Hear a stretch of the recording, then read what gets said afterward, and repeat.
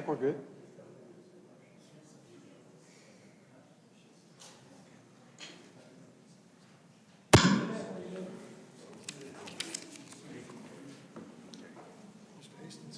Good.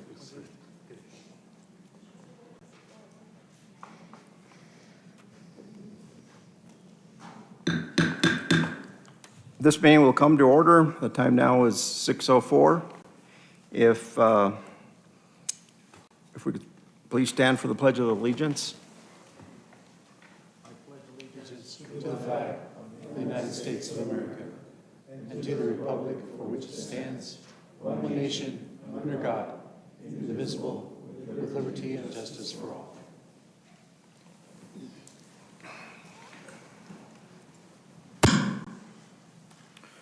We do have a majority of our trustees present. Let me do the roll.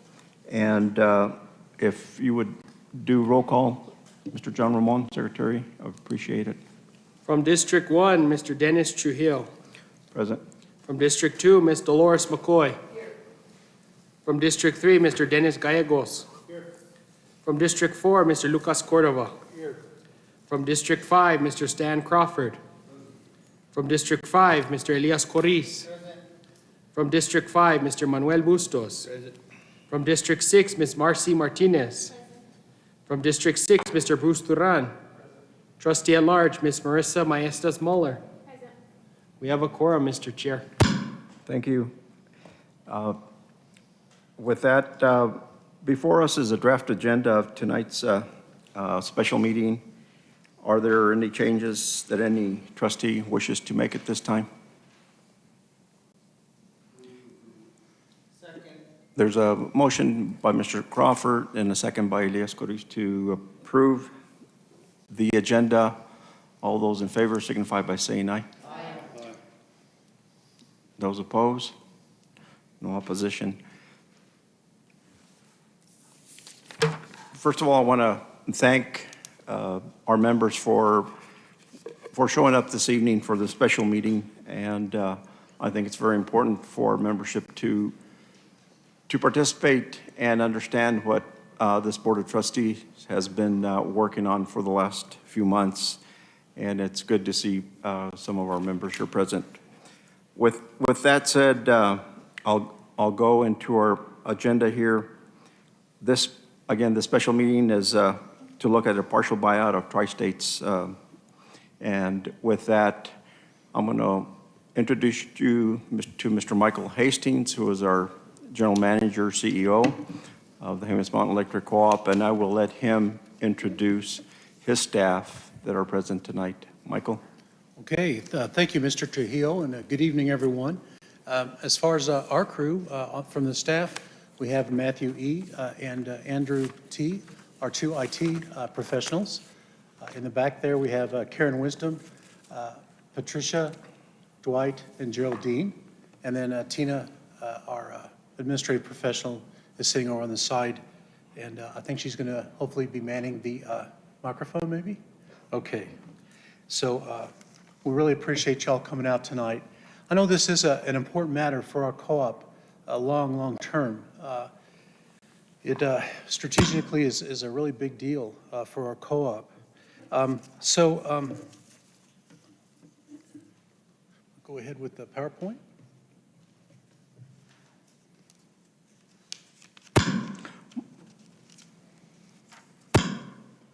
Oops.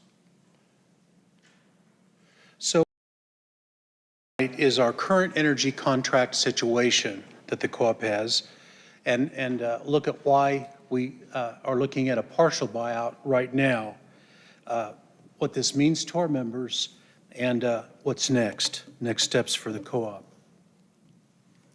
So our current situation is we have a long-term power supply agreement with Tri-State Generation and Transmission Association. Tri-State is a co-op like Jemez Mountains, but we are a distribution co-op and serve, of course, 31,400 or so accounts. As a generation and transmission co-op, Tri-State, and you can see the map there, all of the members of Tri-State, they serve 42 distribution co-ops in the 4 states, Wyoming, Nebraska, Colorado, and New Mexico. The co-op signed a long-term power supply agreement with Tri-State in 2000. This was after the G&T that the New Mexico co-ops had been involved with, Plains G&T, went bankrupt. And Tri-State stepped in and agreed to take over the electric service to those co-ops in New Mexico that had been in Plains. And then in 2007, that was updated, that contract, and at that time, it went through 2050. And so that's the current status. We have a contract that goes for many, many, many years. Now, we're required to buy 95% of our power from Tri-State. We can do the other 5% by some other method. So, for example, what this co-op has decided to do was to build small solar projects. And so that was kind of our deal. But back to this particular slide on the current situation, having a long-term power supply contract with the G&T is not a bad business model to utilize.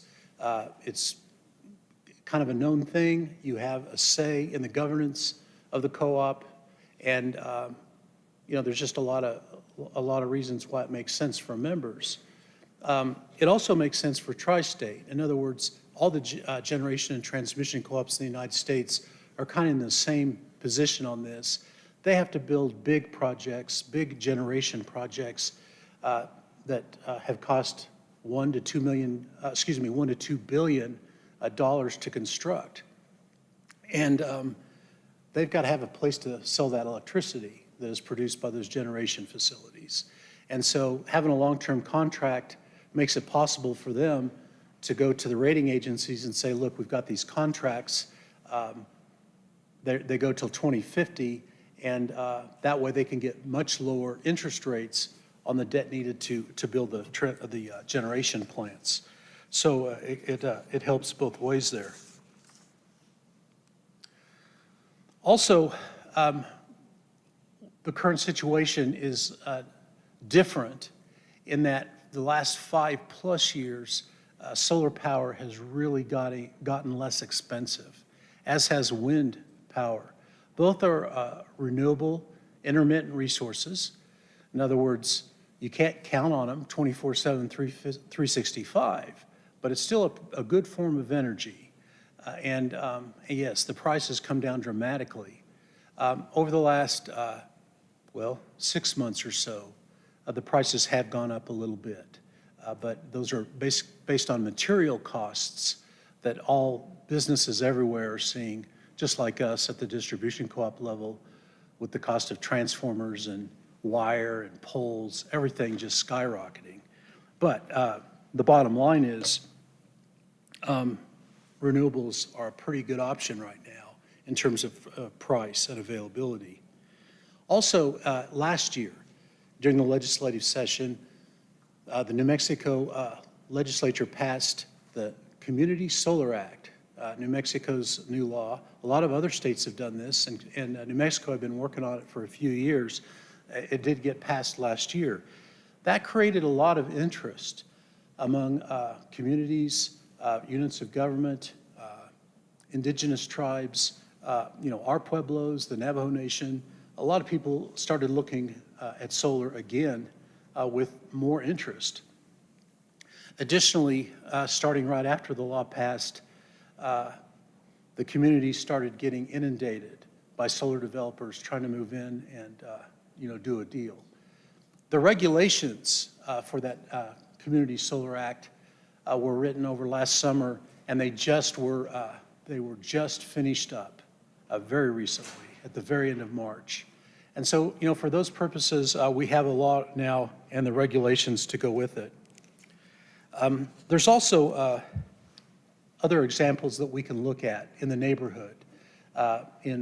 About 6 years ago, Kit Carson Electric Co-op, our sister co-op in Taos, completely bought out of Tri-State, and they're about 3 payments away from being able to lower their power costs considerably for their members. So Other folks have done this besides us. Also in Colorado, there was a co-op, Delta Montrose, that was a member of Tri-State that did a total buyout about 6 years ago. But I guess the big question for us is to think about is, well, why now? You know, why would we do this today? Well, a couple of things kind of came together. One was with the interest of our pueblos that we serve and also the Navajo Nation in doing some solar projects. We were not in a position to help them. In other words, we had to buy all our power, 95% of it, from Tri-State until 2050. So we weren't in a position to help those folks. That would include, of course, the counties and the cities that we serve. Tri-State last year did a out-of-the-gate program that followed up on their bylaw amendments in 2020. In 2020, Tri-State decided to amend their bylaws to allow for total buyouts of the members and partial buyouts of the members, up to 50% of the load. That was the max under Tri-State's program. And the co-op looked at it really hard last spring in 2021. It was right after I got here. My recommendation to the board was that we hold off. And the reason that I felt that way, it was my opinion that the cost that Tri-State was asking for that partial buyout was very high, very high. And then the total buyout price even higher, even way higher, pretty much out of the question for us financially, at least at that time. But I really felt that those prices would come down, and they have. And I'm pleased to report that those initial figures that we were given in early 2021 have gone down about 30%. So that's a good thing, and it makes it more feasible for us to look at it. So that first opportunity closed in the spring of 2021. We had a lot of interest amongst our board members at that time about going ahead, and we held off. But it was a good conversation that the board had, and we continued to look at it, especially then, you know, within a month of the Community Solar Act passing and all this interest that developed amongst our members. Based on my conversations along with Lucas Cordova, who was our Tri-State rep earlier in 2021, and then more recently with Bruce Duran as our new Tri-State representative, we talked to the president and CEO of Tri-State 5 times face-to-face.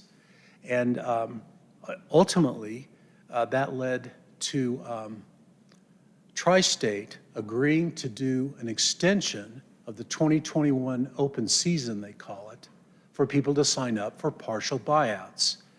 The vote at Tri-State to allow Jemez Mountains to do this was 41-1. So we're pleased that Tri-State's members were willing to do that. And they did it basically for Jemez Mountains, recognizing that we're in a bit of a pinch with some of our communities and indigenous tribes wanting to do solar and us not having the ability to help them under that contract. So they agreed to reopen the open season or the opportunity to sign up for a partial buyout. And that starts this May 9th and goes through that Saturday, the 14th. That's our window to sign up for the new partial buyout. I think another point that's worth making here is that I don't know if this opportunity is ever going to come up again, at least a partial buyout under this program. Tri-State budgeted 300 or so megawatts for it in 2020. In 2021, during that first period, they had 3 co-ops that signed up for it, and that took up about 203 of the 300 megawatts that was available. But they still had the 97 megawatts. For us, if we did a 35% buyout, for example, it would be about 22 megawatts total. If we did a 50% buyout, it would be about a 32 megawatt total. So there's still going to be capacity left. Now, what we don't know is the other tri-state members, whether or not they're going to want to sign up again on May 9th along with us, if that's what we decide to do. With the price coming down about 30% since last year at this time, I think there might be a few more that do. We're hopeful that it all fits within that 97 megawatts that's available. But again, I don't see this happening probably ever again, at least with Tri-State, under the current framework.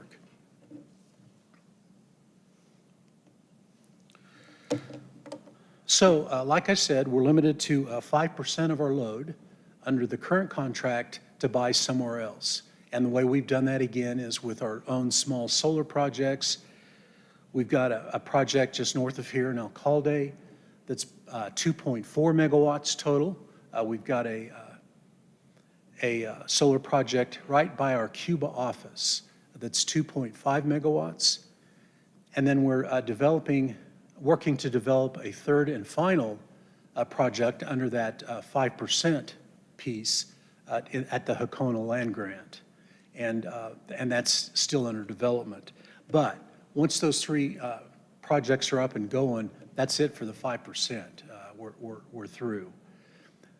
As a quick footnote, Tri-State does have another policy that allows for what they call community solar. I think for us, though, the max under that policy would be about 1.8 megawatts or something to that effect. In other words, it's not a huge amount. The bottom line, we're pretty much out of luck with what we've done with that 5%. And even if we hadn't done anything, 5% wouldn't be enough to take care of what our members are asking for as far as small solar projects. So it is what it is. I do like it that this board decided to do some small solar projects. In that, we've learned a lot about that business, about the small solar business, and important things to look out for. So that was pretty good. So we're at that limit, that the 5% that we can do. And again, the partial buyout allows us to go up to 50% buyout. Here's a really important point, and this is one that our board is looking at really closely. If we go with a 35% buyout, which means we get 65% of our power from Tri-State, as long as we don't go over that, we keep our board seat. If we go above that, for example, up to 50%, we lose our board seat. That's a big deal. As a co-op guy, it's a big deal to me, and as to our trustees who are also co-op folks. You know, democratic member control is one of our co-op principles, and so that's a big issue. That's going to be kind of a tough decision, and the board's going to have to make that one, assuming that we go with the partial buyout plan.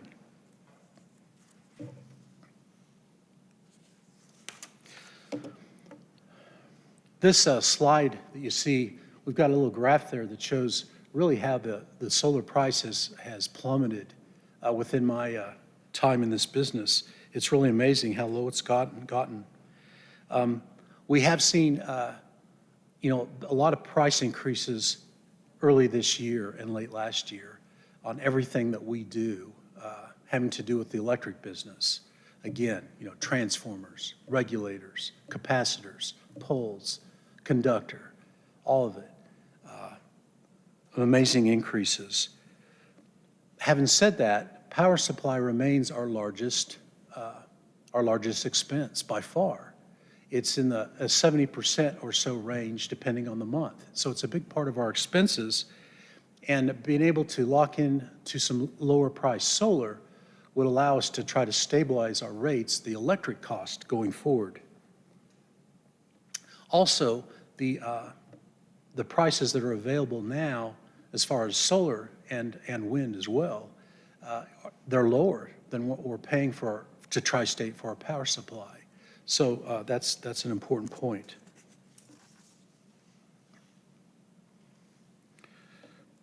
What this means for our members now and long term is that we would have access to solar. This is a solar state. We have great sunshine here, and it's a good place to have solar projects. Again, we are looking at a local solar model where we would do smaller projects. So, for example, a utility scale solar project of 100 megawatts, 200 megawatts, we're not looking at this. We'd be, for example, looking at something close to an existing Jemez Mountains Electric Co-op substation, some property nearby that might be suitable for a solar project, and in many cases in conjunction with the leadership of the Navajo Nation or the Pueblos as far as their tribal lands and where they might want a solar project on their lands. So I think that's an important point. We would still have half of our power with Tri-State. Now, why would that be important? In other words, why would we want to do that versus a full buyout? Well, besides the cost, which I mentioned earlier, the other one is the fact that at the end of the day, we need to have some dispatchable power. And what I mean by that is power generation that is not controlled by whether the sun is shining or the wind is blowing. In other words, power that you can be able to count on when it's like really, really cold in the winter or really, really hot in the summer. And right now, those choices are coal plants, which let's face it, that's not a part of the solution for a lot of reasons. In fact, Tri-State has closed down 2 coal plants this last year. Another option is nuclear power, and the issue with nuclear is, of course, where do you put the waste? And also, it's extremely expensive to build nuclear plants. The third and final decent option is natural gas. There's plus and minuses there, but it is dispatchable. And so the thing with Tri-State is if we do get half of our power from them, from Tri-State, we'll have access to some dispatchable power for a lot of our load, for half of it, in days when the sun's not shining and the wind's not blowing. So that's important. The last thing on this slide is we would love to do this with no financial impact on our members. In other words, our hope is that between the buyout cost and the source of electricity from Brand X, those would total about what we're paying now for power to Tri-State, so that our members wouldn't see a big rate increase just because we made this decision. Now that's really, really important. I have to say that we do have, and I think this is on my next slide here. Well, first, we've got a lot of community benefits for doing this locally, the jobs to build these solars, to maintain them. It is an investment in our local communities, and it would help our tribes and local governments as well. Let me turn here.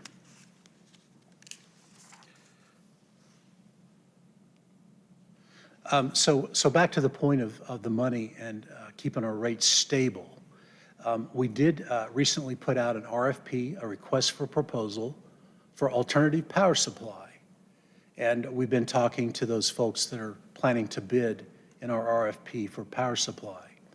And we don't have the proposals back yet. And so we don't know today exactly what it's going to cost. And the board wants to know, how much is this going to cost, right? So they can make an informed decision for the members. So we're going to have to wait.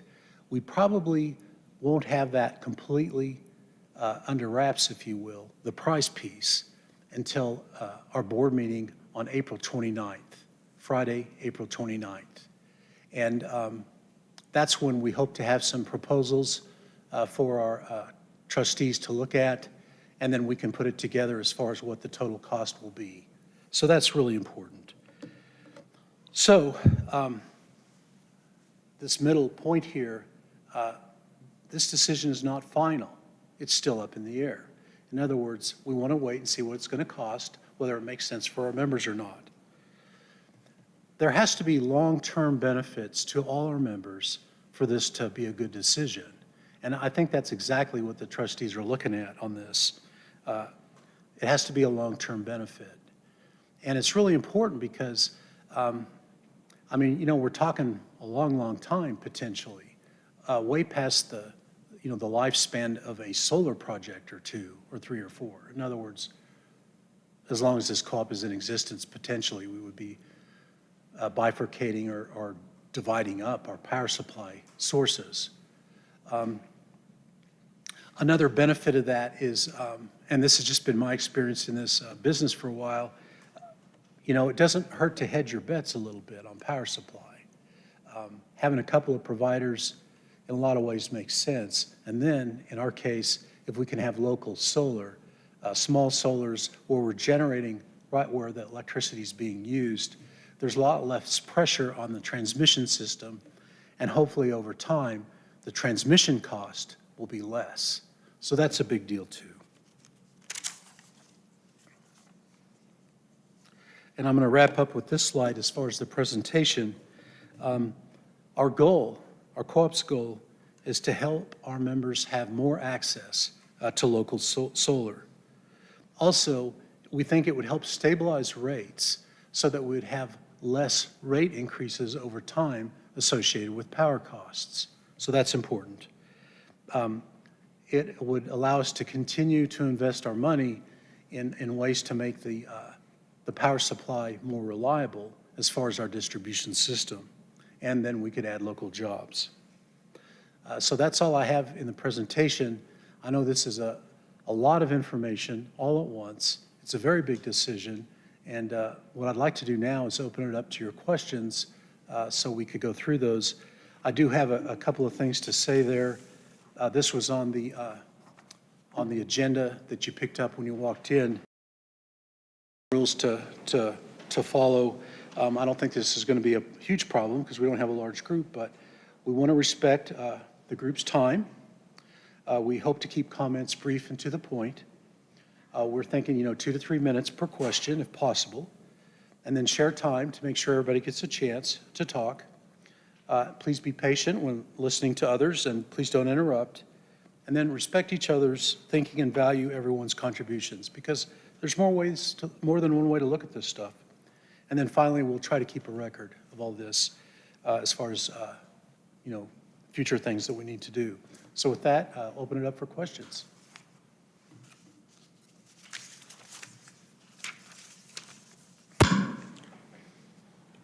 Michael, Yes, sir. if we could, whoever's going to speak, please stand up and introduce themselves. That way we can capture their names for the record. And we have a microphone that's going to be available for those that want to speak. Thank you. Sounds good. Thank you. Go ahead, Bruce. Michael, would you please kind of explain a little bit about the situation that we're in because of the tribes have the ability to do their own solar? And that's one of the reasons that we're looking at this, so we can keep them on board. Yes, that's a great point, Bruce. This goes back to what I was talking about as far as when the Community Solar Act passed last year, and there was this large amount of interest that developed over doing small solar projects, 5 megawatts and less. The thing of it is, the Pueblos, the Navajo Nation, they can really do whatever they want to. They are free to buy out the co-op's infrastructure, substations, poles, conductor, all of that, at depreciated book value. And then they can go into the business and have their own little utility and do their small solar or whatever they want to do that way. If all of them did that, because we didn't have the ability to help them with what they want to do, solar projects, energy independence to a certain degree for their pueblos, that would be a tragic turn of events. And if they all did buy out, it would not help the co-op. It would damage the co-op a great deal. So it seems to us that it makes sense to try to work with everyone if we can. I mean, that's our job. They own us, just like all of you own us. And it makes sense to try to work with people and try to hold this thing together. In other words, have a successful electric co-op. So to Bruce's point, that was the deal. Now, none of the pueblos, in my mind, are keen to do this. It's not like that. I do know, though, that there are consultants that call on our pueblos that have talked to us who like to play that card, even though their client, the pueblo, may not have any interest in it at all. The other thing I guess I would say about it is, and this goes back to my passion, which is basically acquisitions and mergers between electric co-ops. If a pueblo, for example, did this and bought out, and once they were done, it would make sense to me to approach them and say, you know what? Why don't we look at putting our operations together? We could save money on equipment, we could save money on labor, we could save money on power supply, we could save money on transmission. In other words, if it would make sense to merge at that point, why go there in the first place? Well, one reason to go there in the first place is if we can't help them with what they want to do, small solar. And so that is also driving this analysis and this important decision for our co-op. We are very different in the sense that Jemez Mountains Electric Co-op serves 10 indigenous nations. And no one else in New Mexico, or in fact the United States that I know of, deal with that many different groups.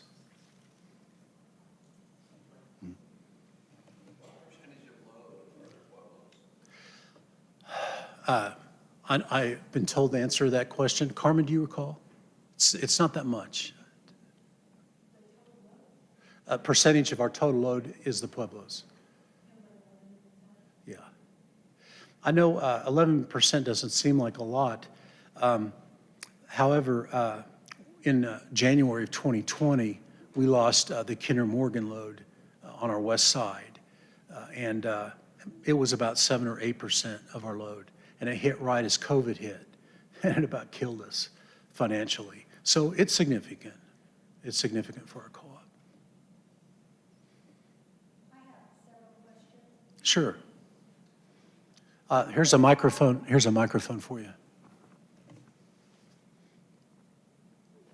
When will this buyout of 35% for $34 million be completed?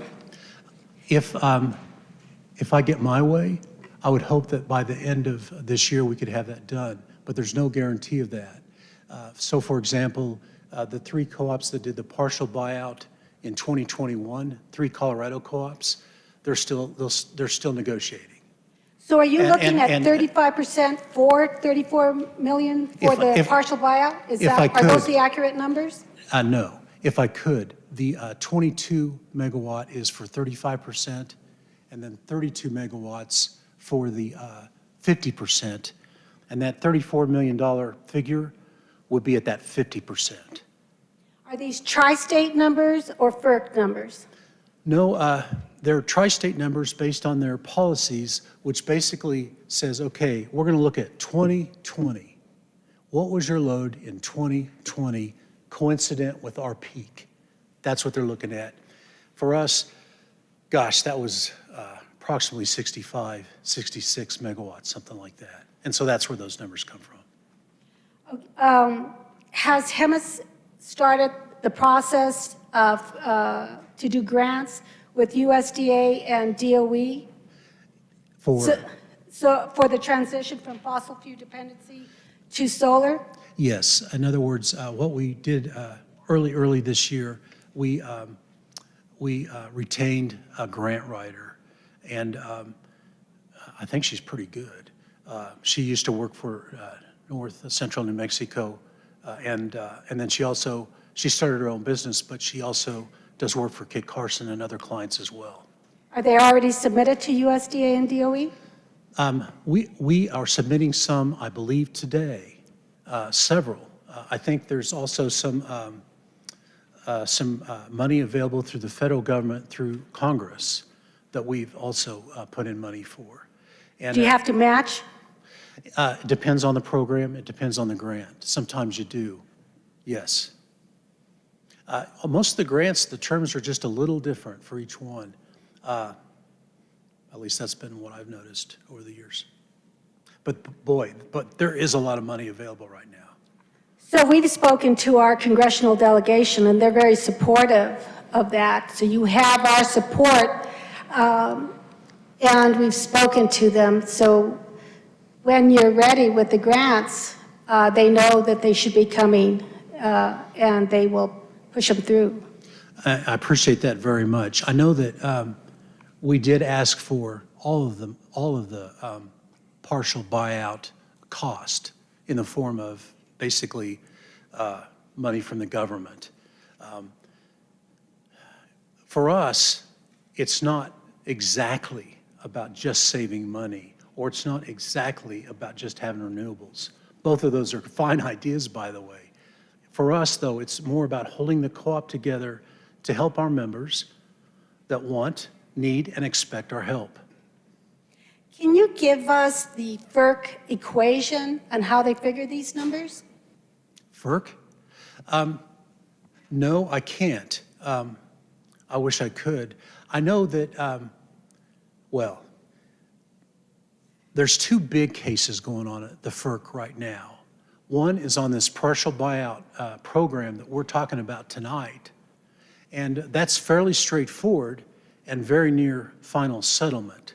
And we have intervened as a co-op in that case to follow it closely because it could really impact our members. And then there's this other case for the total buyout. That is a different cup of tea. It is one of the most difficult FERC cases I've ever seen. And it's between Tri-State's largest member, United Power, up by Denver, and Tri-State. And what's at stake is, how much does it cost to buy out? And if you'd indulge me for just a second, I think that what United Power wants to pay is about $160 million, and they're about 16% of Tri-State's load. And what Tri-State wants from United Power for a total buyout is $1.2 billion. So you can see 160 million here, 1.2 billion here. At 160 million, if the FERC agreed with United Power, it would probably bankrupt Tri-State. On the other hand, the 1.2 billion that Tri-State's asking for, that's pretty rich. In other words, I guess what I described to somebody today was, it's like putting a bunch of accountants in the room that do utility accounting and say, okay, what could we ask for? What, in theory, could we ask for? And everything gets thrown into the bucket.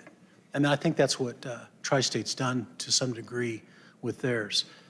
But back to your original question, as far as the formulas at FERC, this is really up in the air right now, this case with United Power. Further, the case really starts in earnest in May of this year. There'll probably be an ALJ, an administrative law judge opinion in early summer.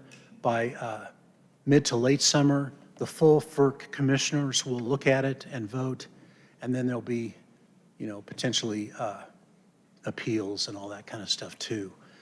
I'm thinking they'll probably have a final order by the very end of 2022 or first quarter of 2023.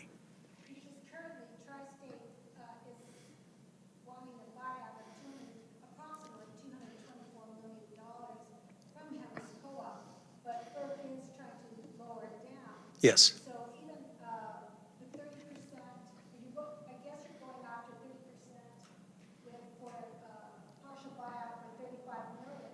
That's pretty high still. It is. What the approach is, and by the way, this was kind of decided with those other three Colorado co-ops starting in 2021. They agreed to lower the price by about 30%, but they're still negotiating. Unfortunately, we didn't have an opportunity to participate in that because we hadn't signed up. More recently, yesterday, in fact, I said, look, Tri-State, we really need to get going here. The fact that we haven't signed up yet on May 9th is no reason that we shouldn't be talking, because we've got some very specific issues here with what we're trying to do with our indigenous tribes. The delivery of the power, where, how it will work, lots of details that those other co-ops don't have to deal with at all.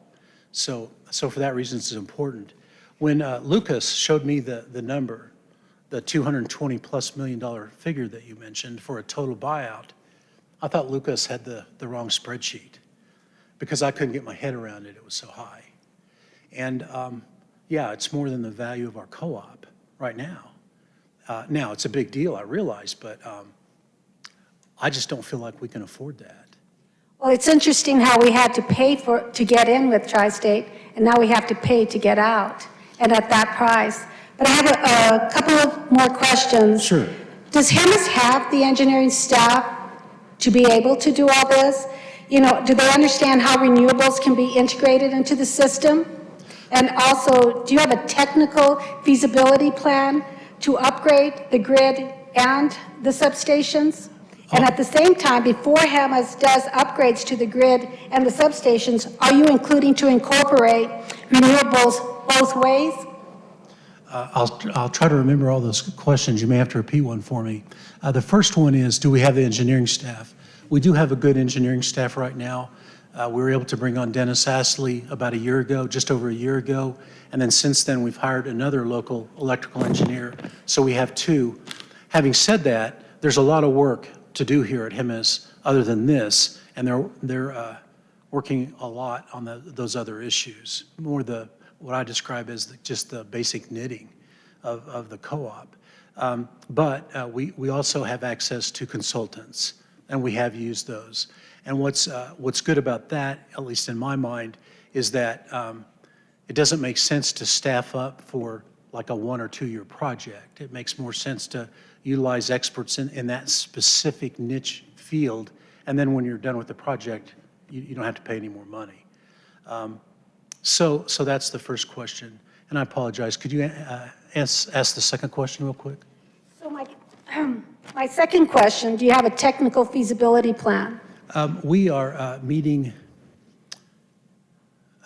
next week with what I would describe as a company that integrates things, integrates a local distribution grid, and to your third question, the back and the forth of energy from a solar within the middle of, a sink over here, the casino and the hotel and the restaurants over here, looking at all that very carefully.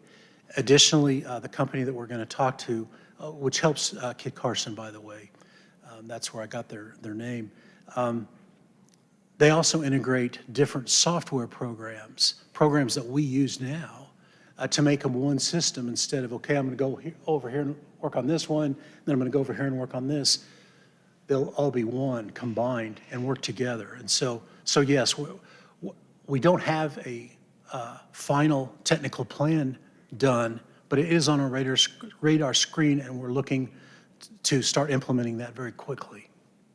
So in 3 months, you filed for a rate increase. You're looking at hiring a broadband manager, and you're trying to do a partial buyout. That's a huge task in 3 months. Yes, ma'am. So PRC sent Jemez back to do another cost of service study, and it's due, I believe, June 11th. Yes. And then the broadband manager, you want to, I believe you're doing pilot programs or wanting to do some pilot programs, but you need a diversification plan, marketing plan, a budget plan, and so forth, and you need to work with ILEC and also go before the PRC for this transition. Are you prepared for that too? Yes, we are preparing for that. I know the broadband, you mentioned a lot of things, and there's a lot of other things too associated with that. One is that we haven't hired a broadband manager yet, and what we started with was a survey of our members, and we did get about 2,200 responses, which is a pretty good sample for our co-op, statistically valid for sure. But we have not gotten the final results yet from that survey contractor we used. And then on the a lot of the other plans that you mentioned, we're doing a feasibility study right now, and it's going to take several weeks. But we need to know how much this is going to cost, or at least some basic idea. Additionally, and this is, I think, a really important point on the broadband, we don't have a SCADA system here. And What? basically, the system necessary for us here at the office to keep track of our substations, how they're doing, the equipment in those substations, whether they're on, whether they're off, whether there's a fault. That's 30-year-old technology, and we don't have it here. And so we need to do SCADA. But there's different ways to do SCADA, but probably the best way is for us to connect all of our substations all the way around the Jemez Mountains with fiber, and then send those signals back to the headquarters on the fiber. So that's an electric utilization of the fiber, not just for high-speed internet. So with that in mind, it's important to us, I think, for the electric business, as well as this desperate need we have in this valley and all the way around our mountains that we serve for decent internet. I think, just for the record, when we tested here about 3 weeks ago, I think our download speed was like 0.9, less than 1. And Matthew and Andrew have been following this on a pretty much daily basis, and it's 5 and under download, more up, like 20 up. But I guess my point is that we're paying a lot for internet, and we're not really getting very good service. Not good enough service, for example, to have a Teams meeting with our employees in Cuba and Jemez Springs. And we think we can do better than that. But I think the thing on the broadband is, even more so than the electric infrastructure, is the money that's available. So if we were ever going to do it, this was the time to look at it. And while you make a very good point that it's an awful lot all at once at the same time, I agree. But sometimes, you just don't have the choices of being able to do it. In other words, the grants are available now. We missed the Reconnect 3 grant that was, I think, the initial deadline was February 22nd. We weren't quite ready. That was $1 billion that was available. Now, it was highly, there were a lot of applications from co-ops and other businesses all over the United States, but there's $74 billion left available, we think, yet this year. So it's worth a shot. But in the co-ops, you understand, because I know that PRC contacted you also, is the broadband manager, you cannot use ratepayer money. Right, So right. you're going to, even when you go into broadband, you're going to have to have different accounts, because ratepayer money is specifically for the electric co-op. So do you That's have exactly accounts right. set up already? How can you be, do you have any money already to pay this broadband manager that you want to hire? What we'll do initially, in addition to grant money, is we will borrow money. In other words, it won't be electric revenues. You're absolutely right. We can't mix those. We are fortunate, however, our acting interim CEO is Geraldine Romero, sitting behind you. She came from Kit Carson, and they've been doing this for a long, long time as far as this necessary accounting separation. And so we feel like we're pretty well equipped to go down that road. And for my part, as the manager of the co-op, we absolutely have to keep things totally separate. That is key. The law requires it, the PRC requires it, and we're going to do it. Just for the record, Kit Carson went before a rate increase the last time they did, and PRC couldn't decipher where the monies for broadband was, for the butane, for electricity. Propane, yeah. So we have to make sure that when we go at this, we have separate accounts. I agree wholeheartedly. You know, the one thing that can be a little confusing with that issue is that it all gets reported, all the money gets consolidated into one, we call it the Form 7, but it's our balance sheet and our statement of operations. But the electric's up here, the broadband would be down here on the statement of operations. It's clearly kept separate, even on the consolidated financials. Of course, that assumes that we do this as a division of the co-op as opposed to a subsidiary, and our plan is to do it as a division of the co-op. We think all the people that get the internet service should be members of the co-op. It makes sense to do it. And when I did this at another co-op, that's what we did. We made sure that everybody was a member and that, we kept costs separate. And lastly, because I know Tom wants to talk, but 3 months ago, you talked about initiating a forensic audit. Can you Yes. give us a status on that? Sure. And can we see the scope of work? It's a great question. The forensic auditor arrived today, ironically. He's in that room right there, although he may have left for the day now. But his name is Steve Dawson with Dawson Forensic Audits, and he's starting work today. And then we talked about hopefully having something for the audit committee here to look at by mid-June, early to mid-June. He's going to look at a lot of things. And also, he's also going to look at opportunities for us to improve our processes a little bit. If he sees something that makes sense to do, we'll look at it hard. So you're looking just at best practices? No. We're also looking at issues that have been identified. It's a great question about the scope of work. I don't feel comfortable in sharing it right now because I don't want us to get sued by somebody who's saying, oh, well, you're spreading rumors about me, on something that we're investigating. But even on the scope of work, names aren't identified, but we will be asking for the scope of work before PRC. So for settlement purposes, wouldn't it be just good to just hand it over to Mario and so we can look at it? It's a great question. Here's what I need to do.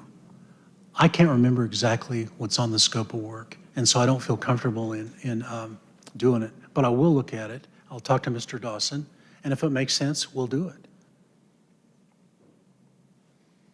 Hi, my name's Tom Engel, and the one question I've got is how financially secure is Tri-State? Do we know, of course, the last 2 years shows that anything can happen. Yes, sir. They did a 2% rate reduction last year, and then they did another 2% rate reduction this year. Their goal is to do a little bit more on the rate reduction front. The flip side is, and this I think is the 2 years, the COVID stuff. A lot of the co-op's loads, including ours, was down fairly significant, not just the Kinder Morgan load. We lost all our schools and casinos and hotels, most of the restaurants and other businesses too. And then there were other co-ops in the same boat. So what they've done over the years is built up some deferred revenue accounts. And I apologize, I don't remember exactly how much is in that, but they utilized some of that in 2021, basically to float the boat. And but that's not a long-term solution, certainly. They're actively looking at cost reduction methodologies right now. So for example, the 2 coal plants they closed, employees associated with those plants, they're working hard to find new jobs for them, that sort of thing. Their overheads are going down, but they're trying to capture every nickel they can. If you look at it in terms of equity and that sort of thing, they're okay. Yeah, they're okay. It's in a way, though, it's kind of a loaded question. For example, the co-op in Waco, Texas, a G&T called Brazos Electric Co-op, they were in the middle of that mess in mid-February of last year in ERCOT, where they had that big cold snap, and the natural gas was not flowing. And they were an A+ rated G&T. on Wall Street. They went bankrupt. So I think you both made this point. There's no guarantees. Has Tri-State increased their renewables? They have dramatically, dramatically. This is my opinion. Having watched G&Ts all my career, they are easily, in my opinion, the most progressive G&T in the United States. Now, I think that also says a lot about the other G&Ts, okay? I think there's a lot of G&Ts in our country that kind of have their head in the sand a little bit. And the reason is because they have coal plants and they're not fully amortized and they want to continue to burn cheap coal. I get it, but that's not the only thing, right? Tri-State's done a lot. They currently have under development, I believe, one 200 megawatt solar project, and then another, it's either 100 or 150 megawatts of wind right now. And then they have more on the planning boards, big utility scale solar and wind. And they're kind of leading the way for G&Ts. That doesn't mean they're perfect, of course. There's of course lots of issues, but that's probably not the one. Having said that, they're not necessarily equipped, at least when we asked them last year at about this time, they weren't equipped then to help us with the small solars that we need to do or we want to do for our members. And that was kind of tough, but that's when we realized, well, okay, if we're going to hold this thing together, we're going to have to look at a partial buyout or something like that. Another question. Yes. I believe you spoke with Guzman today. Yes. And so will it be a 10-year contract with them, a 6-year contract? And remember, when it's going to be a third party, when Enron came in California, you know, they basically literally gave California, they raped California, but they landed up in jail later on. Now, this contract with Guzman, and I think it'll more than likely be Guzman. I don't know on that. Okay, but it'll be fixed, right? The rates won't go up and down. It'll be fixed for whether it's 6 years or 10 years. Am I correct? Actually, no. What I would really like is a 25-year contract. And the reason for that is if we could get something fixed for 25 years, what that means is we could amortize the buyout debt if we're not able to get grants, that $34 million. We could amortize it over a long period of time. You know, it's the difference between a 15-year mortgage payment and a 30-year mortgage payment, essentially, is what we're talking about. For our members, we serve a lot of poor folks, as you know, and what we want to do is not have a rate impact for them. And so that's why the longer term. Well, that's our hope, that's our goal, but we have to see what's available out there, you know, when we get these bids back, whether it be Guzman or anybody else. I mean, they're all going to be a little bit different on what they plan or what they want to try to do. They've all got different generation mixes and things like that, so I would anticipate each one's going to be quite different. They have asked if we would be willing to do a 15, and we said, yeah, but we're really interested in 20 or 25. But we'll see. It would make a lot of difference if we were able to get some grants to lower the buyout cost on that 32 to 34 million. And let's see, there was another point I was going to make about this power supply. It's really tricky. I struggle with it. The issue is you have to have it 24/7, 365. And so if your power supplier is just a provider of renewables, that's really not possible. And so you have to have some other sources of generation in there that's dispatchable or that you can count on. And I don't know exactly what the bidders are going to come up with on that. But we've asked. In other words, we want to know what their generation mix is. Yes, Peggy. You mentioned that at 35%, the co-op retains their member seat at Tri-State, at 50% they don't. What is the cutoff? Where does it cut off? 35%. If we do a 35.00001, we lose our board seat. The max you can go is 50%, but at 50%, you lose the board seat. There's different ways to look at that. One is that, and this is the manager at La Plata, it's one of the three that's doing a 50% partial buyout. Her thought is, okay, 1 out of 42 votes, it's not exactly enough to make a huge difference. And I see that point. The flip side is, I like the democratic control idea too. So that's going to be a tough decision for our board, I think. Right, I agree.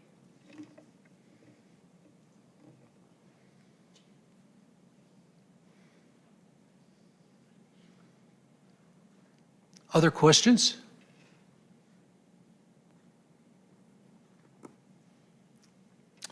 All right, well, we really appreciate y'all coming out tonight. This is a really a big, important decision for the co-op. We're going to continue to work hard on this, get as much information as we can to allow the board to make a good decision. And I'll turn it over to Mr. Trujillo. Thank you, Michael, and thank you for asking the questions.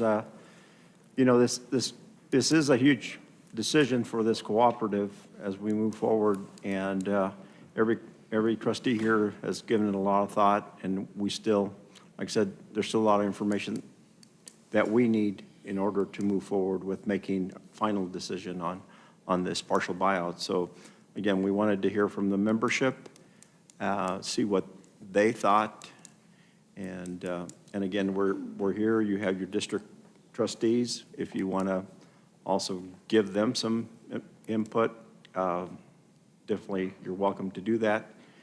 But again, we're on a timeline here, and May is fastly approaching, and we're just going to have to sit down and debate this among ourselves and see if we, first of all, are in for a partial buyout, and secondly, to what degree of our partial buyout do we head. So again, that's before the Board of Trustees, and again, each one has mulled this over and asked a lot of questions. We do have a great manager here that can answer all these questions for us. That's working with the, you know, in putting that RFP out to see who can provide us, you know, power as well besides Tri-State. So there's a lot of moving parts to this, and you know, again, we'll make our final decision at the April meeting, monthly meeting, and see where we go from there. But at this point in time, everybody's just kind of mulling it over. But again, we thank you for coming over tonight. I want to ask the trustees if they have any additional comments or questions in regards to the partial buyout. Go ahead, Marcy. Mr. Chair. Do we have any idea when we're going to get some of those or proposals back? Did we give a deadline? How does Yes, we did give them a deadline, and I believe it's either the 17th or the 18th next week. I think the 18th. It was a very short term, but we have to have the information in order to make the decision, so we kind of had to push pretty hard. Will you be sending that to the board as soon as you get them, just so that we can? take a look at Absolutely, as soon as we get those proposals. And I wish I knew how many we were going to get. I know I'm ever hopeful that we have 5 or more. I just don't know. Mr. John Ramon. Thank you, Mr. Chair. Mr. Hastings, on a hypothetical instance, what if Monday comes and we don't get any evaluation proposals back? What is Based on Dennis and my meeting today with Guzman, it looks like we'll probably at least get one. Okay. But I'm hopeful that we get at least a handful. So my concern with that, Mr. Hastings, is not getting the best value for our members, because obviously with only one option, then we'll only be able to provide that as our guiding principle on when we make our decision on the 29th. And so I do kind of hope we get at least 2. That would be great to make a great decision for the members. Yeah, I share your sentiment, John Ramon. I think it'll be really great if we can get a few proposals. And if we only get one, that's going to be really a tough decision on whether we even do it, in my opinion. Mr. Elias? Yes, Michael, and just for our members, I think it's important that we share with them that this is not a final decision.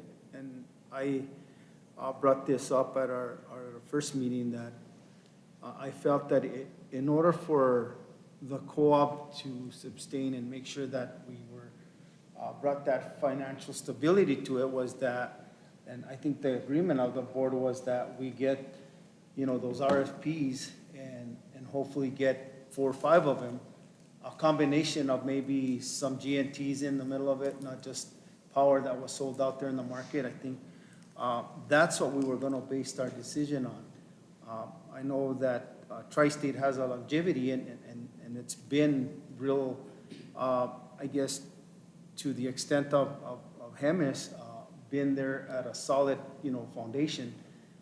But if we look at this other option, in order for me to make a sound decision, it's going to be based on, the longevity of the percentage of what this co-op is going to pay for energy in the future.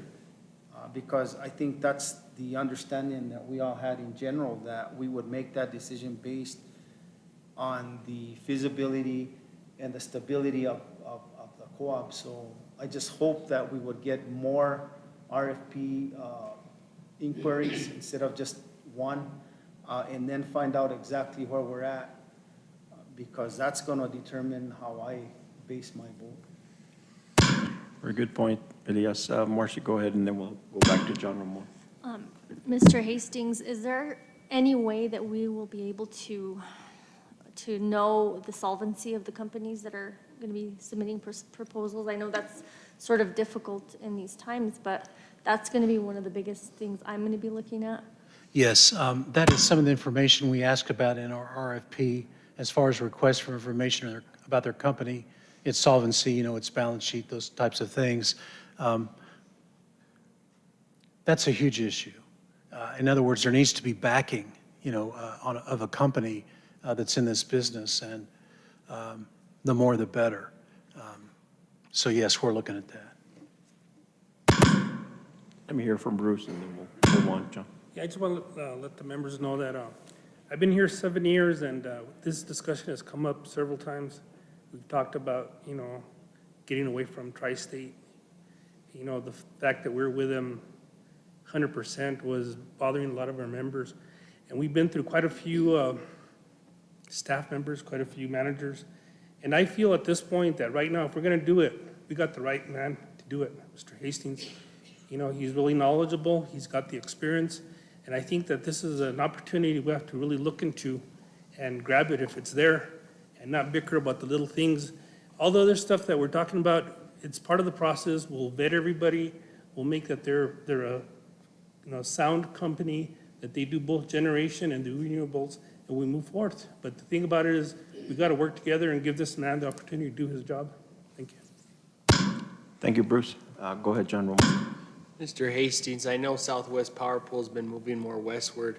We haven't had any interaction with them, any interest in terms of that. I know they've been at the Tri-State annual meeting last year. They were starting to move towards the New Mexico, Colorado. So we haven't had any interest in Southwest Power Pool. There's actually quite a lot of new information that's just come out in the last 6 weeks or so on that issue, John Ramon. Specifically, Tri-State was desperately trying to get a regional transmission organization, an RTO, formed, and one of the ideas was a Southwest Power Pool West that would encompass New Mexico and Colorado and possibly states north, and then also a little bit west as well. There's all sorts of issues with aligning ourselves as co-ops with CAISO, the California ISO. They have a lot of strange rules that, frankly, I don't agree with, not that I get to decide. But in the last 6 weeks, there's been a new possibility, a new plan for a Southwest Power Pool SPP West. And they actually said at the annual meeting, the Tri-State annual meeting last week, that they might be able to get it done in 2 years, by the end of 2024. which I don't see how they could, but that's what they were talking about. So that's good news. There's a lot of good things about being in an RTO. Mr. Manny Busto. Yes, Mr. Hastings, do you have a ballpark figure how many millions of dollars are gonna come back to the, to the co-op and to the members from the buyout as to 50 to 35%? Because you mentioned the other day that we're gonna get some, like, I don't know if it's nine, if I overheard you saying 9 point some million back to our consumers, I mean, even to our members. And I apologize, Manny, I don't exactly remember what I must have been talking about You're then. talking to the attorney, and you mentioned that we were gonna be getting I thought I heard 9 point some million back to our members or to the co-op when we do the buyout. Danny, I think that was a discussion about the gal from Durango. She said that they're saving 9 million. Yes, That's I'm what it was sorry. about, Yes, from La Plata. La Plata. Yeah, I think Jessica said Jessica Matlock, the manager there, I think she said in their press release that it was over almost 8 million a year.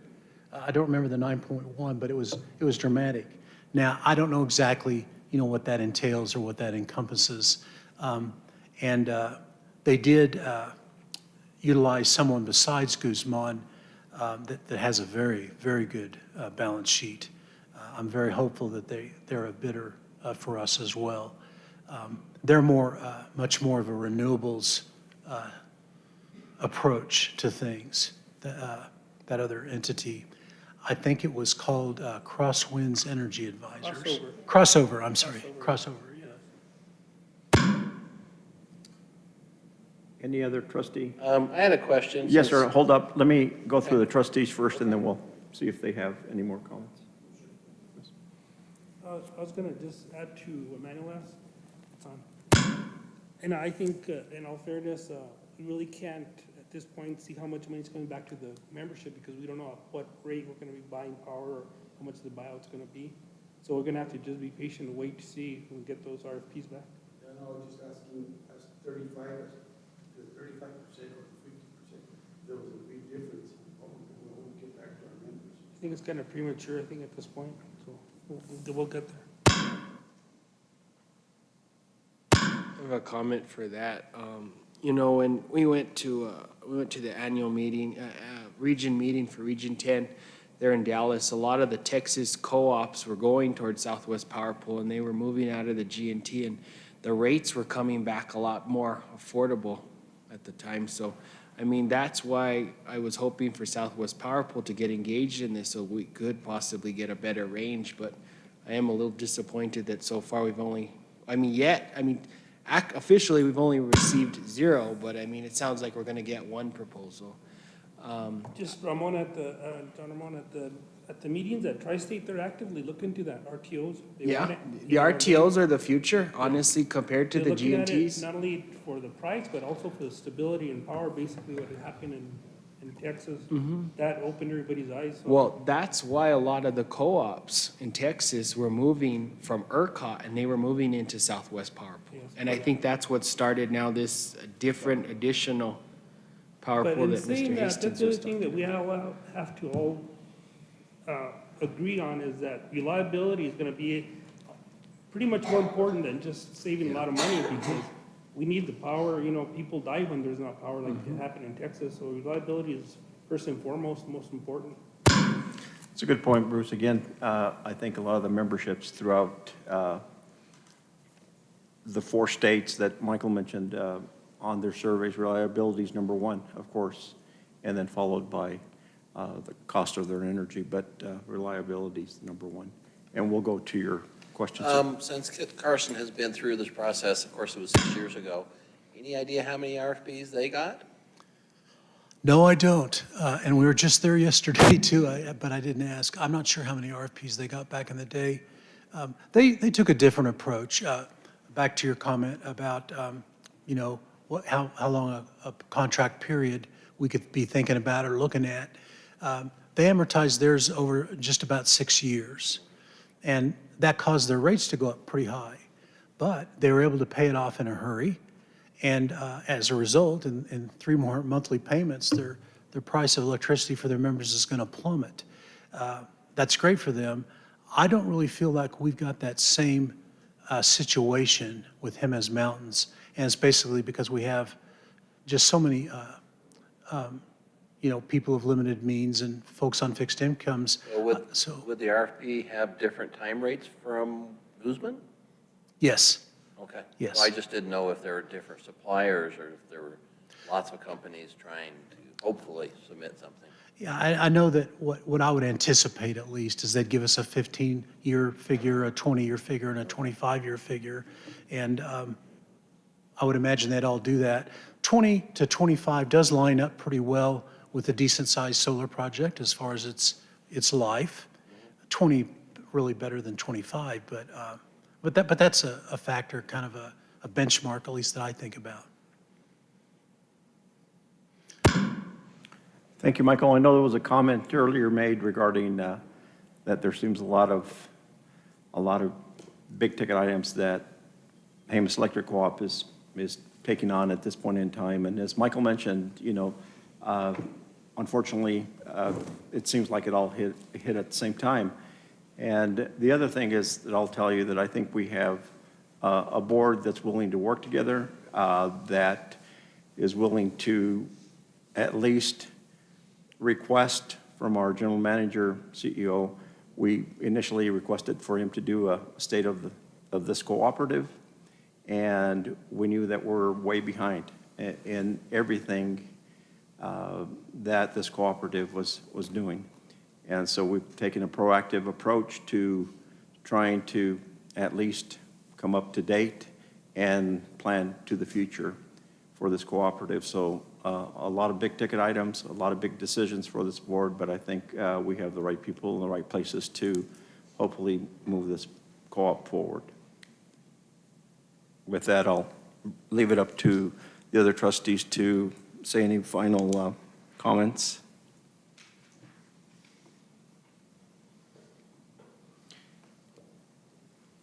If there's no other comments or business, I would like to have a motion to adjourn. So moved, Mr. Chair. Motion. There's a second by Bruce. All those in favor signify by saying aye. Aye. Thank you, and thank you, members, for showing up this evening. We appreciate the questions. Thank you very much.